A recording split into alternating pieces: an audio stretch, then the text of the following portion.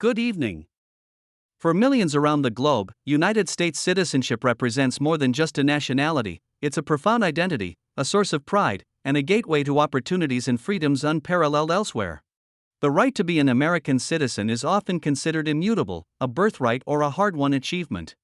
But what if I told you that this fundamental status, once acquired, can, under specific and frankly shocking circumstances, be forfeited? Tonight, we delve into a rarely discussed, yet deeply significant, aspect of U.S. law, the process of expatriation. While the deliberate renunciation of citizenship is a known path, there are other, far more nuanced ways an individual can unintentionally, or perhaps unknowingly, sever their ties to the United States. We're going to explore 5 surprising reasons why your U.S. citizenship, a cornerstone of your life, could potentially be lost. Let's begin with our first surprising reason: becoming a naturalized citizen of another country. Now, before panic sets in, it's crucial to understand a key legal distinction. The United States generally recognizes dual citizenship. Simply becoming a citizen of another nation does not automatically mean you lose your U.S. citizenship. Millions of Americans hold passports from 2 or more countries without issue. The critical element here, and indeed a recurring theme in expatriation law, is intent. If you naturalize in a foreign country, and you do so with the specific intent to relinquish your U.S. citizenship, then you will lose it. This intent is what the U.S. government looks for. For example, if you stand before a foreign official, take an oath of allegiance to that country, and explicitly state or imply your desire to give up your U.S. ties, that action, coupled with the intent, can trigger expatriation. It's not just the act itself, but the state of mind behind it. This applies to those who might be pressured into foreign citizenship but then demonstrate a clear desire to abandon their American nationality.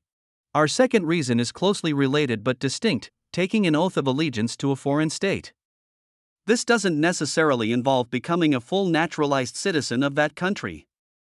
Imagine a scenario where an American citizen accepts a high-level position in a foreign government, perhaps even a non-military role, that requires them to swear an oath of allegiance to that foreign state. If the U.S. government determines that this oath was taken with the specific intent to abandon U.S. citizenship, then expatriation can occur. Again, intent is paramount. Many ceremonial oaths where those required for simple residency or employment would likely not meet this threshold. The oath must be of a nature that implies a transfer of ultimate loyalty. For instance, swearing to support and defend the Constitution of a foreign power, especially if that power is adversarial to the U.S., would be scrutinized far more heavily than a simple oath to uphold local laws for a minor government job. It's about placing your allegiance squarely and solely with another nation. Moving to our third reason: serving in a foreign army. This is perhaps one of the most common misconceptions. Many countries allow dual nationals to serve in their armed forces without issue, and U.S. law generally permits this for American citizens as well, under most circumstances. However, there are 2 critical caveats that can lead to loss of U.S. citizenship, again, provided there is the intent to relinquish. Firstly, if you serve as a commissioned or non-commissioned officer in a foreign army. This implies a leadership role, taking on significant responsibility and command within a foreign military structure. Secondly, if you serve in a foreign army that is engaged in hostilities against the United States. In such a grave scenario, your military service would be viewed as an overt act against your own country, and if coupled with the intent to sever ties, would lead to loss of citizenship. The government presumes intent if you fall into one of these 2 categories, and you would need to prove otherwise. Our fourth reason extends to civilian roles: accepting employment with a foreign government in a policy-level position. Similar to military service, merely working for a foreign government in a routine capacity, say as a translator or a clerical assistant, does not typically lead to the loss of U.S. citizenship. However, if an American citizen accepts a position that requires taking an oath of allegiance and involves exercising significant policy-making authority within a foreign government, especially one with interests divergent from or hostile to the U.S., the intent to relinquish U.S. citizenship may be inferred. Examples could include serving as a minister, a top diplomat, a high-ranking intelligence officer, or a senior advisor influencing national policy. These are roles where your loyalty is clearly expected to be to the foreign state, and if that is indeed your intent, then your U.S. citizenship could be forfeited. Finally, our fifth and most definitive reason: formally renouncing U.S. citizenship. This is the one method where the intent to relinquish is unmistakable because it is explicitly stated and actioned by the individual. This process must occur outside the United States, at a U.S. embassy or consulate. It requires several steps. You must appear before a U.S. consular officer, understand the profound and irrevocable consequences of your decision, and sign an oath of renunciation. This is not a casual act, it's a solemn, irreversible legal procedure. Once completed, you are no longer a U.S. citizen, and you become an alien in the eyes of the United States.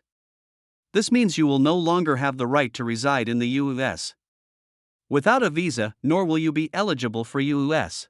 diplomatic protection abroad. It's a choice many make for various reasons, sometimes for tax purposes, sometimes for political reasons, or sometimes to align fully with another nationality, but it is a choice with monumental and enduring consequences. The implications of losing U.S. citizenship, regardless of the method, are vast. You forfeit all rights and privileges associated with being an American: the right to vote, to hold a U.S. passport, to reside freely in the United States, and to receive consular assistance while abroad. If you wish to visit the U.S. after renouncing or losing your citizenship, you must apply for a visa like any other foreign national, and re-entry is not guaranteed. Furthermore, there can be significant tax implications, including a potential expatriation tax on certain high-net-worth individuals. While the loss of U.S. citizenship is rare and generally requires a clear intent to relinquish, these 5 categories highlight the specific actions that can trigger such a profound consequence. For most Americans, their citizenship remains secure. But for those living or working abroad, especially in sensitive roles, understanding these nuances is critical. The preciousness of U.S. citizenship often goes unappreciated until the unthinkable possibility of losing it comes into focus. Always consult with an immigration attorney if you have any questions about your own circumstances.